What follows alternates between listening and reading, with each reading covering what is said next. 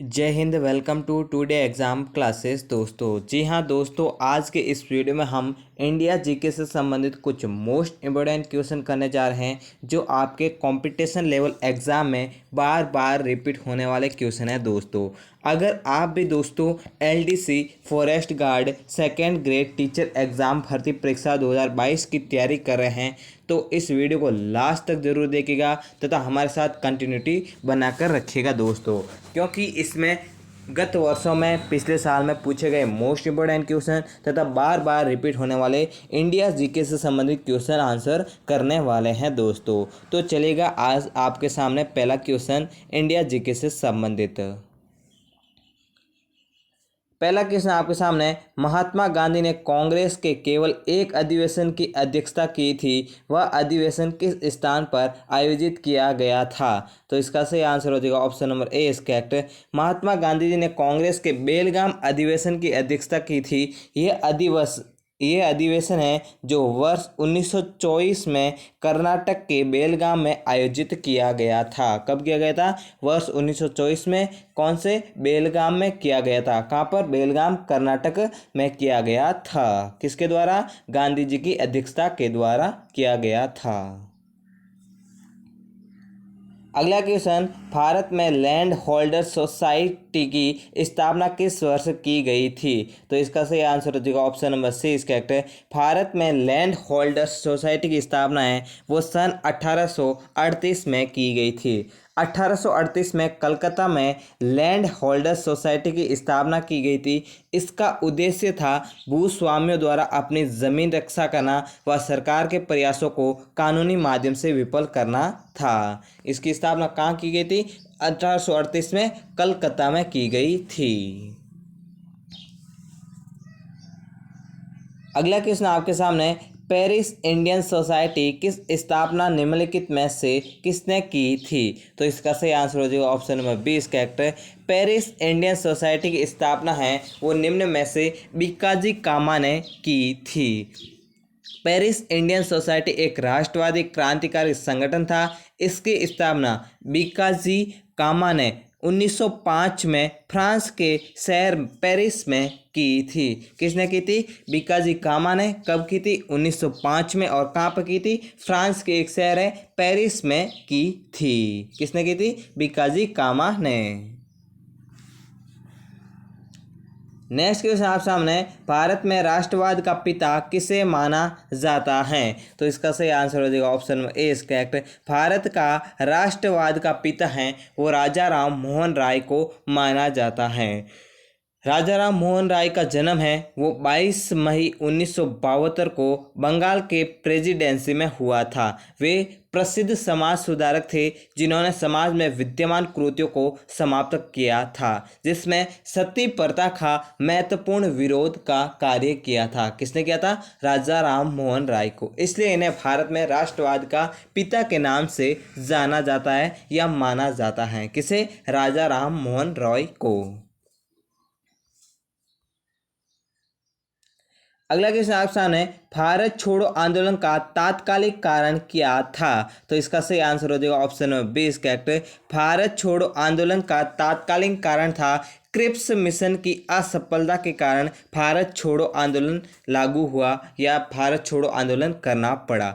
Cripps mission की असफलता है वो मार्च 1942 में क्रिप्स मिशन के द्वारा ब्रिटिश सरकार का उद्देश्य द्वितीय विश्व युद्ध के लिए भारत का सहयोग प्राप्त करना चाहता था, लेकिन क्रिप्स मिशन के द्वारा भारतीय नेताओं के सामने ये प्रस्ताव रखा गया था। तो क्रिप्स मिशन की असफलता के कारण भारत छोड़ो आंदोलन है जिसका तात्कालिक कारण बना था। अगला क्वेश्चन, निम्नलिखित में से कौन सा संगठन बंगाल का पहला क्रांतिकारी संगठन था? तो इसका सही आंसर हो जाएगा option number B is correct. निम्न में से अनुशीलन समिति संगठन है जो बंगाल का पहला क्रांतिकारी संगठन था। अनुशीलन समिति की स्थापना है वो सन 1906 में की गई थी, जो औरोबिंदो घोष तथा बारिंद्र घोष जैसे क्रांतिकारी इस संगठन में सम्मिलित थे। कब की गई थी? 1906 में। और कौन सा संगठन? अनुशीलन समिति संगठन बंगाल का पहला क्रांतिकारी संगठन था। नेक्स्ट क्वेश्चन, चीन, मेसोपोटामिया और पार्सिया में भारतीय सैनिकों के इस्तेमाल के खिलाफ कांग्रेस के किस अधिवेशन में प्रस्ताव पारित किया गया था? तो इसका सही आंसर हो जाएगा option number C is correct. चीन, मेसोपोटामिया, पार्सिया भारतीय सैनिकों के इस्तेमाल के खिलाफ कांग्रेस के मद्रास अधिवेशन 1927 में प्रस्ताव पारित किया गया था। कब किया गया था मद्रास अधिवेशन, और कब किया गया था 1927 अर्थात 1927 में किया गया था।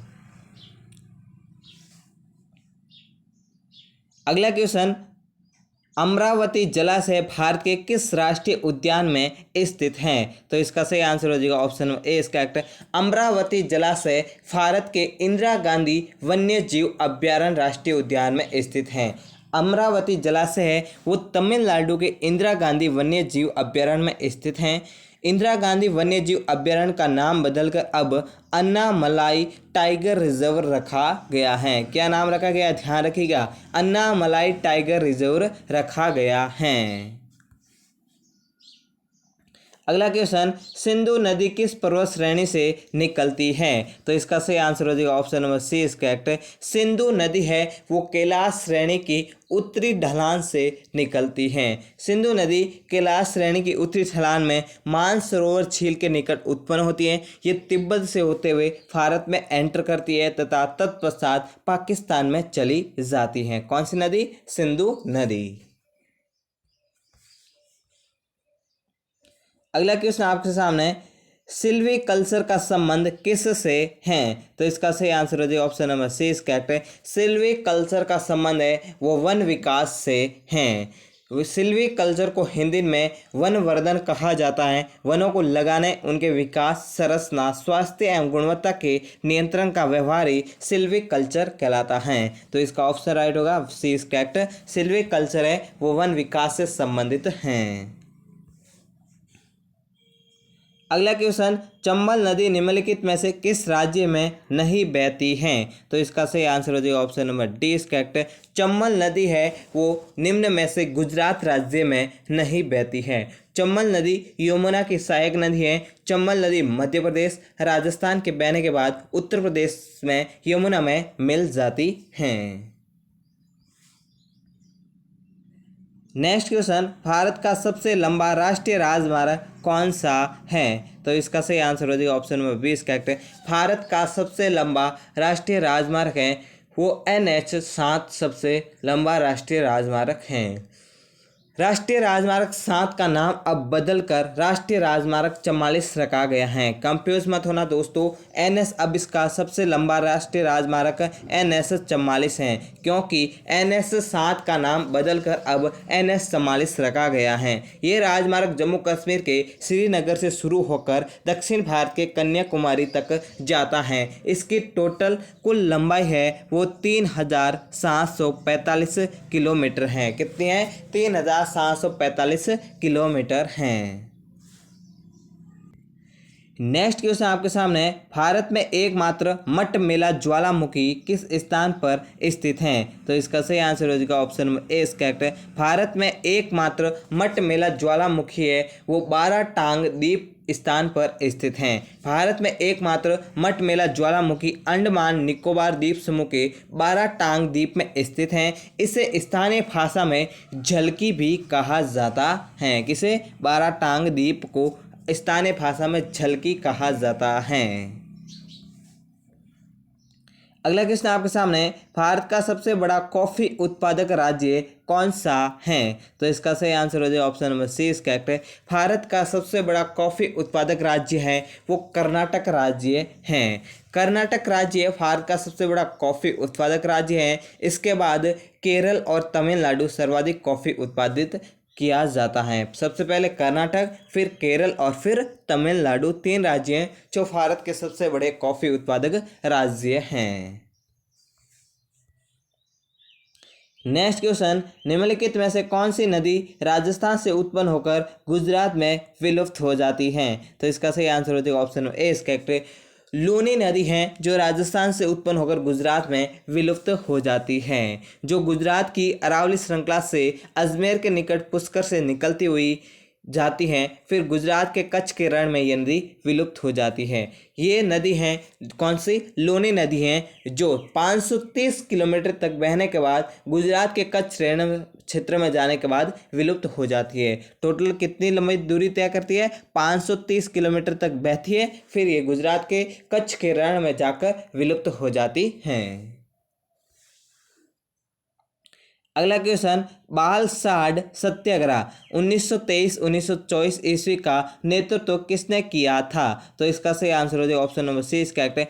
बालसाड सत्याग्रह है जो 1923 और 1924 में हुआ था, इसका नेतृत्व वल्लभ भाई पटेल ने किया था।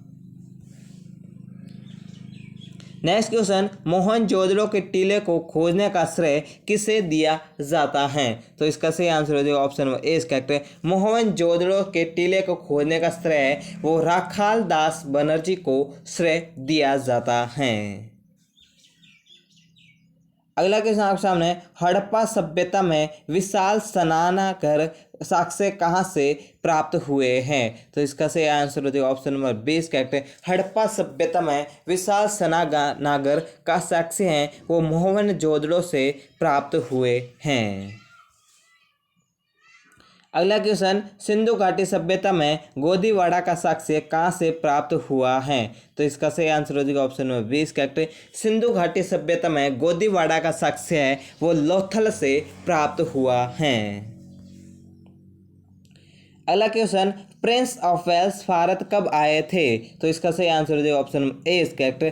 प्रिंस ऑफ वेल्स है वो अप्रैल 1921 ईस्वी में भारत आए थे। तो इसका ऑप्शन राइट हो जाएगा ए, इसका करेक्ट। अप्रैल 1921 में भारत आए थे। कौन? Prince of Wales. अगला क्वेश्चन, स्वराज्य पार्टी की स्थापना कब की गई थी? तो इसका सही आंसर हो जाएगा ऑप्शन बी, इसका करेक्ट है। स्वराज्य पार्टी की स्थापना है वो 1923 ईस्वी में की गई थी। अगला क्वेश्चन, निम्न में से किस धातु का प्रयोग हड़प्पा के लोग नहीं करते थे? तो इसका सही आंसर हो जाएगा ऑप्शन नंबर डी, इसका करेक्ट है। निम्न में से लोहा धातु का उपयोग है वहाँ के हड़प्पा सभ्यता के लोग हैं वो इसका उपयोग नहीं करते थे। नेक्स्ट क्वेश्चन, किस हड़प्पा सभ्यता का स्थल से कांस्य नर्तकी की मूर्ति प्राप्त हुई है? तो इसका सही आंसर हो जाएगा ऑप्शन ए, इसका करेक्ट है। मोहनजोदड़ो से हड़प्पा सभ्यता स्थल से कांस्य नर्तकी की मूर्ति हैं वो प्राप्त हुई हैं। अगला क्वेश्चन, प्राचीनतम सिक्कों को क्या कहा जाता था? तो इसका सही आंसर हो जाएगा ऑप्शन नंबर सी, इसका करेक्ट है। प्राचीनतम सिक्कों को आहत सिक्के कहा जाता था। नेक्स्ट क्वेश्चन, हाथी गुम्फा अभिलेख का संबंध किस राजा से है? तो इसका सही आंसर हो जाएगा ऑप्शन नंबर बी, इसका करेक्ट है। हाथी गुम्फा अभिलेख का संबंध है वो खारवेल राजा से हैं।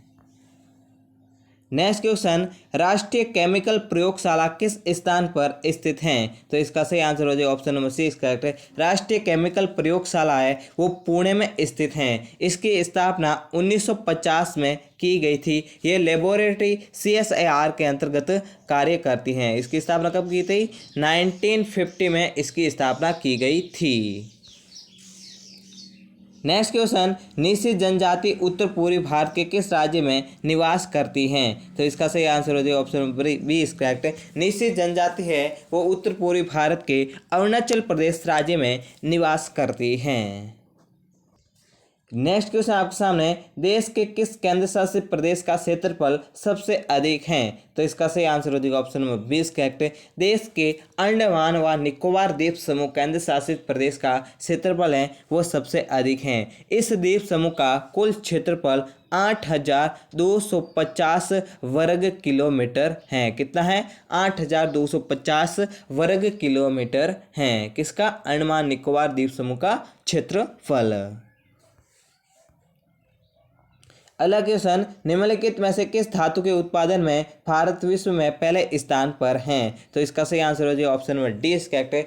माइका धातु के उत्पादन में भारत है जो विश्व में पहले स्थान पर हैं। भारत में माइका के 7% भंडार केवल झारखंड में ही पाए जाते हैं। ये मुख्य रूप से झारखंड के कोडरमा जिले में स्थित हैं। ये माइका के भंडार कहाँ पाए जाते हैं? झारखंड के कोडरमा जिले में पाए जाते हैं। नेक्स्ट क्वेश्चन, सोमशिला बांध किस राज्य में स्थित है? तो इसका सही आंसर हो जाएगा ऑप्शन नंबर सी। करेक्ट है। सोमशिला बांध है वो आंध्र प्रदेश राज्य में स्थित है। सोमशिला बांध आंध्र प्रदेश में पेना नदी पर स्थित है। इसके जलाशय के क्षेत्रफल 222.28 वर्ग किलोमीटर है। कितना है? 222.28 वर्ग किलोमीटर है, जिसके जल संचय क्षमता 1944 घन किलोमीटर है। अगला क्वेश्चन आपके सामने, भारत के कितने राज्यों का वन क्षेत्र उनके कुल क्षेत्र के 75% हिस्से से अधिक हैं? तो इसका सही आंसर हो जाएगा ऑप्शन नंबर 20। करेक्ट है। भारत के 3 राज्यों का वन क्षेत्र उनके कुल क्षेत्रफल के 75% हिस्से से अधिक हैं। वो कौन कौन से 3 राज्य हैं? अरुणाचल प्रदेश, मणिपुर और नागालैंड 75% से अधिक भौगोलिक क्षेत्रफल वन से ढका हुआ है। कितना ढका हुआ है? 75%। कौन कौन से? अरुणाचल प्रदेश, मणिपुर और नागालैंड। अगला क्वेश्चन, कोपिली जल विद्युत परियोजना उत्तर पूर्वी भारत के किस राज्य में स्थित है? तो इसका सही आंसर हो जाएगा ऑप्शन नंबर 20। करेक्ट। कोपिली जल विद्युत परियोजना है वो उत्तर पूर्वी भारत के असम राज्य में स्थित है। यह जल विद्युत परियोजना असम में कोपिली नदी पर स्थित है। इसकी उत्पादन क्षमता 275 मेगावाट है। कितनी है? 275 मेगावाट है। नेक्स्ट क्वेश्चन आपके सामने, भारत में आमीन दिवी द्वीप को किस लिए जाना जाता है? तो इसका सही आंसर हो जाएगा ऑप्शन नंबर डी। करेक्ट है। भारत में आमीन दिवी द्वीप को प्रलाव या रीफ के नाम से जाना जाता है, जो आमीन दिवी द्वीप लक्षद्वीप समूह में स्थित। इसका कुल क्षेत्रफल 9.26 वर्ग किलोमीटर है। इसी के साथ अपनी तैयारी को मजबूत बनाने के लिए हमारे साथ कंटिन्यूटी बने रहिए। वंदे मातरम।